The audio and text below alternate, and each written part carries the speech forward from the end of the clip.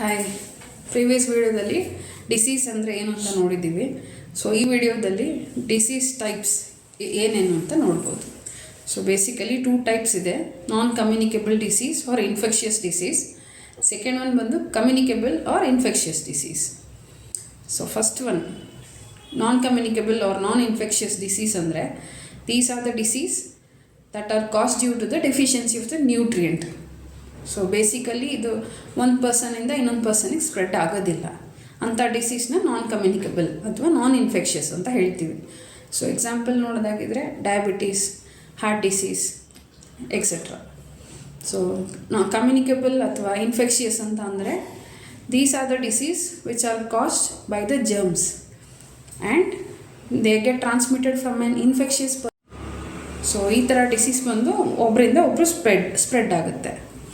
So ಯಾವುದ್ರ ಮೂಲಕ spread ಆಗುತ್ತೆ ಅಂತಂದರೆ ಲೈಕ್ ಏರ್, ವಾಟರ್, ಇನ್ಸೆಕ್ಟ್ ಬೈಟ್ಸಿಂದ ಎಲ್ಲ ಸ್ಪ್ರೆಡ್ ಆಗುತ್ತೆ. ಸೊ ಇದಕ್ಕೆ ಎಕ್ಸಾಂಪಲ್ ನೋಡೋದಾಗಿದ್ರೆ cholera, chicken pox etcetera. Thank you.